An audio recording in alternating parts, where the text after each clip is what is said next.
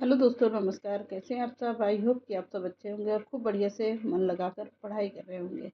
तो जैसा कि पता है आप लोगों को, कल पढ़े थे हम भादंत आनंद जी का जीवन परिचय।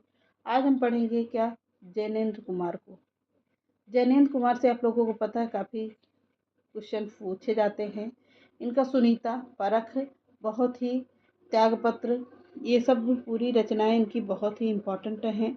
तो ज़्यादा इनके जन्म से संबंधित कोई जानकारी मतलब नहीं पूछता है।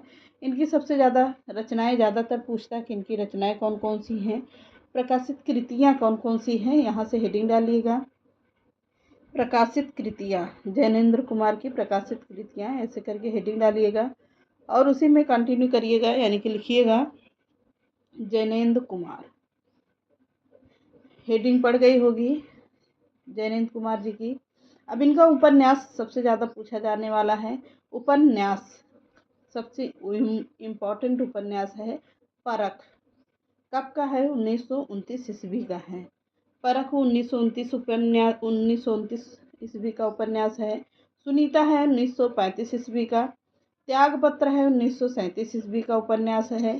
कल्याणी कब का है? 1939 ईस्वी का उपन्यास है ये। विवर्त, विवर्त भी बहुत पूछा जाने वाला है ये।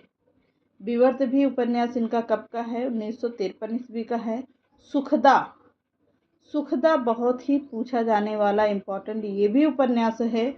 हो सकता है कि आपकी पूछ भी ले, क्योंकि सुनीता, परख, त्यागपत्र ये सब तो पूछे जा चुके हैं और फिर भी संभावना हो सकती है पूछ सकता है, लेकिन सुखदा जरूर पूछा जाएगा। सुखदा 1953 ईस्वी का उपन्यास है जैनेन्द्र जी का।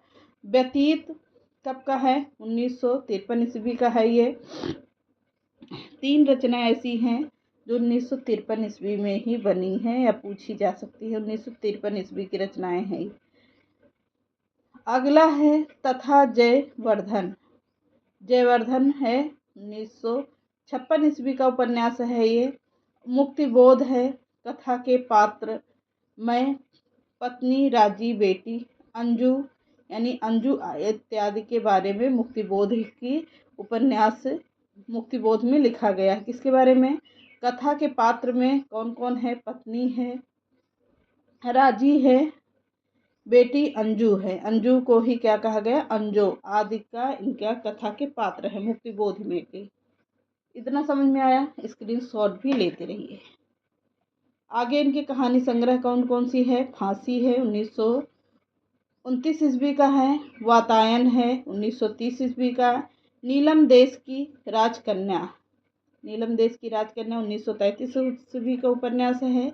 एक रात कब का है? 1934 ईस्वी का उपन्यास है, सॉरी कहानी है। दो चिड़िया कब का है? 1935 ईस्वी का है। पाजेब कब का है? 1942 ईस्वी का है। जय संधि कब का है? 1949 ईस्वी का कहानी है ये। तथा जैनेन्द्र की कहानियाँ लगभग 7 कहानियाँ हैं जो सबसे इम्पोर्टेंट पूछी जाती हैं। कौन सी पूछी जा सकती है? फांसी पूछी जा सकती है जो 1929 ईस्वी की कहानी है। नीलम देश की कन्या, राजकन्या, ये भी पूछा जा सकता है। और पूछा जा सकता है जैनेन्द्र की 7 कहानियाँ, ये भी पूछा जा सकता है, हो सकता है तो। लेकिन ये 2 कहानी सबसे ज़्यादा पूछी जाएगी, फांसी, नीलम देश की राजकन्या, ये जरूर पूछी जाएगी, तो इसमें लिख लीजिएगा। अब इनका देखते हैं निबंध संग्रह। बहुत ही पूछा जाने वाला निबंध है इनका। निबंध संग्रह है क्या? प्रस्तुत प्रश्न 1936 ईस्वी का है। जड़ की बात 1954 ईस्वी का निबंध है। पूर्वोदय कब का है? 1951 ईस्वी का उपन्यास है। और साहित्य का श्रेय और प्रेय 1953 ईस्वी का उपन्यास है ये। 19 और मंथन कब का है? 1953 ईस्वी का ये भी उपन्यास है। सोच विचार 1953 ईस्वी का है। काम, प्रेम और परिवार, यह भी 1953 ईस्वी का है। ये और वे 1954 ईस्वी का उपन्यास है ये। इत इस्ततः 1963 ईस्वी का उपन्यास है। समय और हम 1964 ईस्वी का उपन्यास है। परिप्रेक्ष्य कब का है? 1977 ईस्वी का उपन्यास है, सॉरी निबंध संग्रह है ये। और साहित्य और संस्कृति इनके साहित्य और संस्कृति संबंधी निबंधों का संग्रह है, जिसे ललित शुक्ल ने संपादित करके प्रकाशित किया था। कब? 1979 ईस्वी में।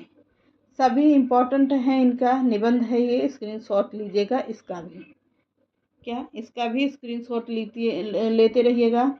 अब देखते हैं इनकी अनुदित ग्रंथ कौन कौन सा है। मंदालिनी इनका ग्रंथ है। नाटक 1935 ईस्वी का है। प्रेम और भगवान है, ये कहानी संग्रह है इनका, 1937 ईस्वी का है ये। तथा पाप और प्रकाश, ये भी एक नाटक है, 1953 ईस्वी का, जैनेन्द्र कुमार जी का है ये। तो फिर से देख लिएगा, अनुदित ग्रंथ में मंदालिनी यह नाटक है, 1935 ईस्वी का। प्रेम में भगवान कहानी संग्रह 1937 ईस्वी का है। तथा पाप और प्रकाश नाटक है, 1953 ईस्वी का नाटक है। ये सभी पूछे जाने वाले हैं, सब कुछ पूछा। सलेखन देखते हैं। तपोभूमि उपन्यास ऋषभ चरण के साथ इन्होंने मिलकर लिखा है। तपोभूमि को कब लिखा है? 1932 ईस्वी में लिखा है। अब संपादित ग्रंथ देखते हैं। साहित्य चयन निबंध है, संग्रह 1951 ईस्वी का है। तथा विचार वल्लरी है, निबंध संग्रह 1952 ईस्वी का है। सहायक ग्रंथ में इन्होंने, यानी साथ का मतलब होता है कि साथ में मिलकर लिखा है, जैनेन्द्र ने। साहित्य और समीक्षा को जैनेन्द्र और राम रतन भटनागर ने, दोनों ने मिलकर लिखा। अब समालोचना से तो प्रश्न पूछा नहीं जाता है, पर एक नज़र इसके बारे में जानकारी जरूर ले लेते हैं।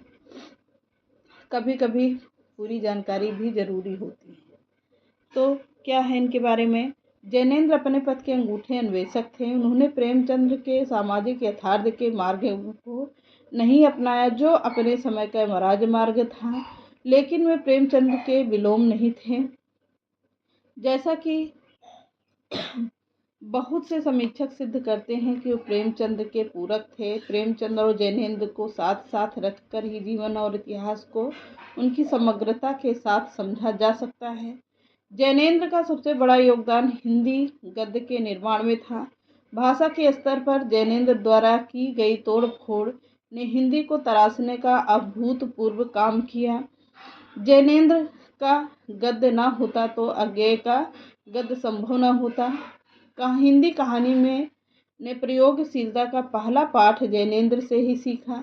जैनेन्द्र ने हिंदी को एक पारदर्शी भाषा और भंगिमा दिया है, एक नया तेवर दिया है, एक नया सीटेक दिया है, और आज के हिंदी गद्य पर जैनेन्द्र की अमिष्ट छाप रही है। रविंद्र कालिया जैनेन्द्र के प्रायः सभी उपन्यासों में दार्शनिक और आध्यात्मिक तत्वों का समावेश दुरूहता आई है, परंतु ये सारे तत्व जहाँ जहाँ भी उपन्यासों में समाविष्ट हुए हैं, वहाँ के पात्रों के अंतर का सृजन प्रतीत होता है। यही कारण है कि जैनेन्द्र के पात्र ब्रह्मा वातावरण और परिस्थितियों के साथ में क्या हुए हैं, परिस्थितियों से अप्रभावित लगते हैं और अपनी अंतर्मुखी गतियों से संचालित। उनकी प्रतिक्रियाएं और व्यवहार भी प्रायः इन्हीं गतियों के अनुरूप होते हैं। इसी का एक नया परिणाम यह भी हुआ है कि जैनेन्द्र के उपन्यासों में चरित्र के भरमार नहीं दिखाई देता। पात्रों के अल्पसंख्या के कारण भी जैनेन्द्र के उपन्यासों का व्यक्तिगत तत्वों का प्रधानता रही है। अब थोड़ा सा जल्दी में पढ़ते हैं, क्योंकि यहाँ से कुछ खास नहीं है, पूछा नहीं जाता है। क्रांतिकारिता और आतंकवादिता के तत्व भी जैनेन्द्र के उपन्यासों में महत्वपूर्ण का आधार है। उनके सभी उपन्यासों में प्रमुख पुरुष पात्र सशक्त क्रांति में आस्था रखते हैं। ब्राह्मण स्वभाव, रुचि और व्यवहार में एक प्रकार की कोमलता और भीरुता की भावना लिए होकर भी अपने अंतर में महान विश्वस्त होते हैं। उनका यह विध्वंसकारी व्यक्तित्व नारी के प्रेम विषयक अस्वीकृतियों के प्रतिक्रिया के फलस्वरूप निर्मित होता है। इसी कारण वो, चले यहाँ से हटाते हैं, यहाँ ज़्यादा नहीं पूछा जाता है, कुछ फालतू का टाइम वेस्ट नहीं करेंगे आप लोगों का। त्यागपत्र और सुनीता बहुत ही इम्पोर्टेंट इनकी रचनाएं हैं, उपन्यास जो पूछा जा सकता। सकता है। कौन? त्यागपत्र और सुनीता को। अब इनका उपन्यास पुरस्कार देख लेते हैं जो पूछा जाता है, फालतू चीज़ें नहीं देखेंगे। पुरस्कार और सम्मान इन्हें कौन कौन सा मिला है? पद्म भूषण पुरस्कार से नवाजे गए 1971 ईस्वी में। साहित्य अकादमी पुरस्कार से नवाजे गए हैं 1979 ईस्वी में। कौन? जैनेन्द्र जी। तो ये रहे आज के जैनेन्द्र कुमार। जो प्रश्न आप लोगों से पूछा जाता है बिल्कुल वही, ये सब फालतू की चीज़ें हैं जो पूछी नहीं जाती हैं। ये सब बिल्कुल डीप में लिखने वाले में आता है तो इसको कोई ज़रूरत नहीं है। सिर्फ प्रश्न देखते हैं और उत्तर देखते हैं, जो इम्पोर्टेंट है केवल वही पढ़ते हैं। चलिए, आपकी क्लास आप लोगों को कैसी लगी कमेंट करके ज़रूर बताइएगा। मिलते हैं अगली क्लास में। नमस्कार।